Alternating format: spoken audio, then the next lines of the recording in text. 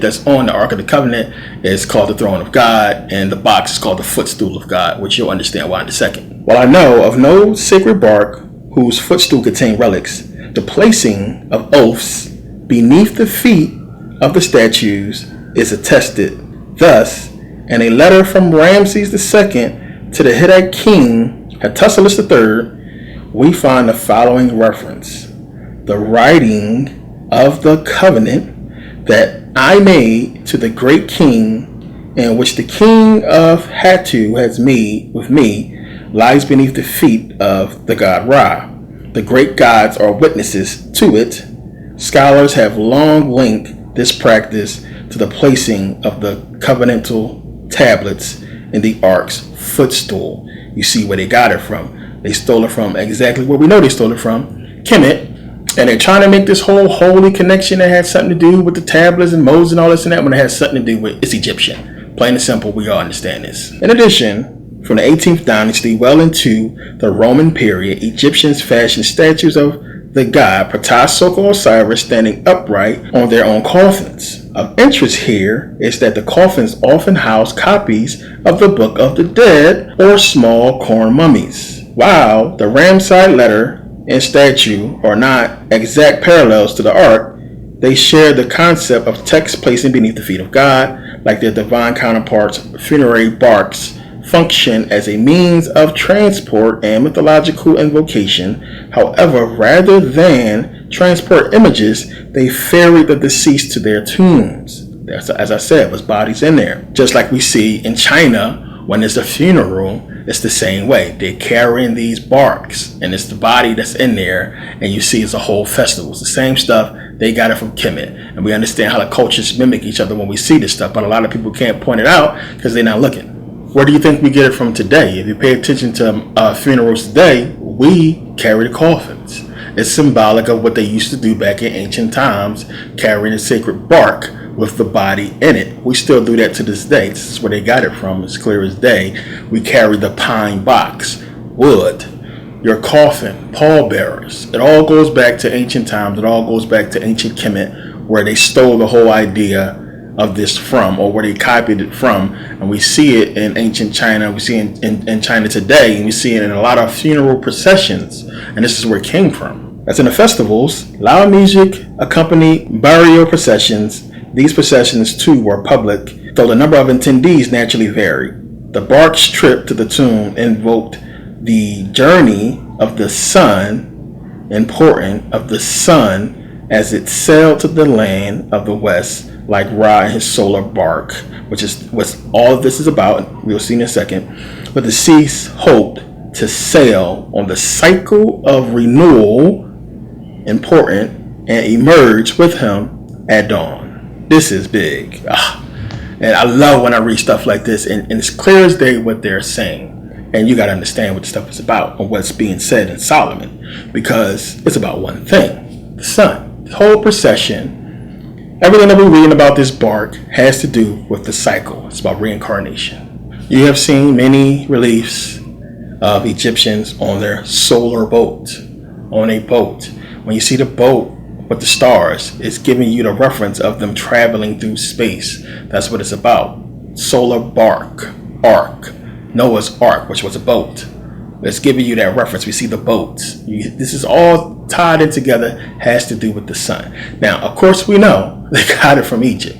And the good thing about it is, I talked about this before, Indiana Jones is telling you that clear as day. When you've seen the movie, they never go to Israel. They're looking for the Ark of the Covenant, and they go to Egypt. Where do they find the damn Ark? In Egypt. Not only do they find it in Egypt, they found it encased.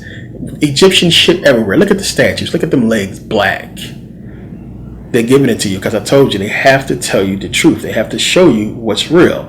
The Ark of the Covenant is nothing more than a bark, the sacred bark from Egypt. Exactly where they found it at on Indiana Jones the movie, and this is where they copied it from. Plain and simple. That's an easy one. But you got to understand what all of this is pertaining to and what Solomon really is. Forget the story. The story is to get you wrapped up in a bunch of mumbo jumbo shit that never happened. But when they tied it to Freemasonry with Hiram Abiff, it's a reason for this, and it's all esoteric. Now remember, the Egyptians dealt with the sun. Plain and simple. Everything is about the sun. Jesus is the sun. You go to church on Sunday, it's sun worship. Jesus is the sun. God is the sun. Everything, and understand this, everything involving Solomon has to do with the sun and the moon.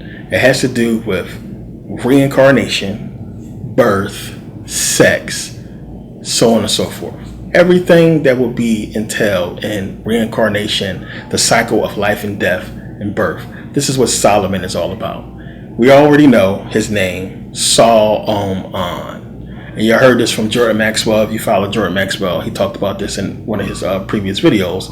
You have Sol, which is sun. Om, the priest of Om, which has to do with the sun. And An is the city of Heliopolis, which is in Egypt, which is the city of the sun. So Sol-Om-An, Solomon's name, has to do with the sun. But then you have Sol-Oman, which has to do with Sol, moon, sun and moon. You have soul of man, Solomon, soul of man, soul of man. It has to do with the soul. Everything involving Solomon has to do with the sun. Plain and simple, there's no way around that. And they're giving that to you when you really understand. Now, Solomon's temple housed the Ark of the Covenant. And as we just talked about, the Egyptians basically had the solar bark, which basically is representing the gods passing to another phase of existence, or a person passing through the procession of the sun, which would be like the procession of reincarnation, them coming back or them moving forward. If there was a god, they was moving forward. If there was a person, they was probably going back through the cycle. So this is what it's about. The Ark of the Covenant, Solomon's temple. So as I said, Solomon also deals with sex, the sex act. So when you look at the blueprints for Solomon's temple, a lot of people pointed this out, including Jordan Maxwell, is you have the phallus going into the woman. So the penis going into the pussy. When you pay attention and look at it, that's what it's showing you. It's a phallic. It's going into the woman's womb. This is what it's about. Has to deal with reincarnation, the sex act. This is why Solomon had so many wives, because they tried to pound that home. Dude had 1,000 girls, 1,000. He had 700 wives and 300 concubines. What you think was going on? Who needs that many? They wanted to pound it home what's really going on and what this stuff is really talking about. It's talking about reincarnation. It's talking about the sex act, and the sex act is the beginning of reincarnation. It is the initiator of what's going to be happening with the energies combining and the process of reincarnation happening, or the process in which a person can come back to this planet via reincarnation, via the body. So go again to Jesus talking to Nicodemus and saying to Nicodemus, hey, only way you can see kingdom of heaven is if you're born again. Born again through the sex acts, born again through the woman's womb. It's clear as day what it's talking about. So Solomon, soul of man, Solomon, sun, sun and moon is what it's talking about. And we're going to dig into that a little bit more as we go. But as I said before, you have to pay attention to when they're giving you stuff. So TV always is telling you stuff clear as day. So remember the show, the TV show, Third Rock from the Sun. What was the main character's name? Have you ever seen the show? What was his name? His name was Dick Solomon. That was his name, Dick Solomon. It's giving it to you clear as day. Dick Solomon, Third Rock from the Sun, is giving you sun. That's what it's talking about. Pay attention to the other guy's name. Their last name was Solomon, but their first name had to deal with something, which is another name for a penis, when you really pay attention. All of it was so many esoteric episodes in that TV show. People started to catch on, but the show was basically about reincarnation, the sun. His name was Dick Solomon. Come on, they gave it away. But you also have the island of Solomon.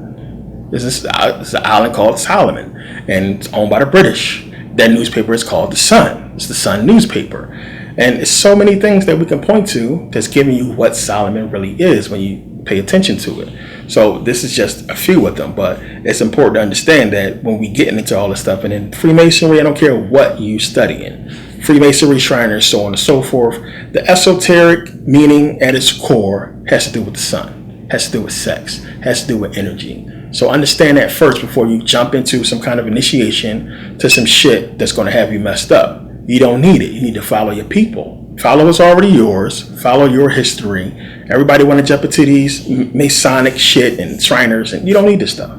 Follow your people stuff. Follow your history. Everything is right there. This is what they're copying it from. This is where they stole it from. So the Bible, important key to getting to the bottom of a lot of this stuff. So when you're reading it, as I said, it's really important to do so you can figure this stuff out. you're going to pick up stuff like this. So anybody who knew about this stuff, that's on an esoteric level, when they read in First Kings, they're like, well, wait a minute, I know what this is, and you can see it. It's important to know these stories, which is why I go through them, so you can get this stuff. So now I'm about to bust up a whole other thing with this King Solomon crap. They used our people's history to basically, create this false nonsense with the Ark of the Covenant. And after doing that, they're also going to use King Solomon and all this other garbage to basically sucker the people of Ethiopia into believing that they have some kind of part in this whole thing. So one of the things that happens, as I said, Solomon becomes famous. And Queen of Sheba, Makide, comes to visit him, and she brings a whole bunch of spices. The Bible says that nobody ever bought spices the like of Queen Sheba, since she left. She bought spices, and she bought a bunch of gold, and she came with a bunch of questions for King Solomon. They exchanged questions and everything like that, and he supposedly answered her questions to her satisfaction. And supposedly he gave her gifts and everything like that, and then she left, and that was the end of it. Now Queen Sheba will be the queen of Ethiopia. Now, talked about before about the Aksum Empire in Ethiopia. You have Rome coming in there, basically them and the Aksumite king converting the people to Christianity. And this is one of the reasons why. It's because of this story. So understand, it's many different stories when it comes to this. So as I just told you, this is what the Bible is basically saying. Sheba, she comes in, asks questions, they exchange gifts, that's it, she leaves. But it's another story that Queen Sheba comes, and the Queen of Sheba comes, Makide, however you want to pronounce her name, and she stays the night. And Solomon supposedly tells her, you can stay, just don't steal shit. Which is crazy. Like, she's going to steal. She came and just bought you a shitload of gold. What is she going to take? So supposedly in the middle of the night, she got thirsty. She goes to get water, and she let me get some water. Now supposedly they have sex, and she has a baby, and that baby, if you know the story, is supposedly Menelik the First. Now, story goes, depending on which one you take, Menelik the First, he goes to Solomon, and he has the ring. Now, I forgot to tell you that part. When Sheba leaves, Solomon gives her a ring, so basically everything's cool, take this ring.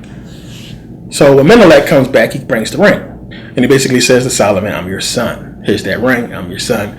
And Solomon basically doesn't acknowledge him as a son, basically fuck out of here, I ain't your daddy, and so on and so forth. So Menelik, the first, being upset, he gets some of his men, and he goes and he steals the Ark of the Covenant from Solomon.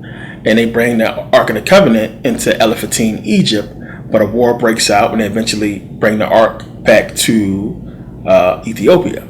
So you have people say that they came into the Aksum Empire, and suppose they had the Ark of the Covenant, and the only thing that was in it was supposedly wood. It's supposed to be from the original Ark of the Covenant. Because another part of the story goes that Solomon got wind of this, and he basically switched the Ark out and put a fake Ark in there.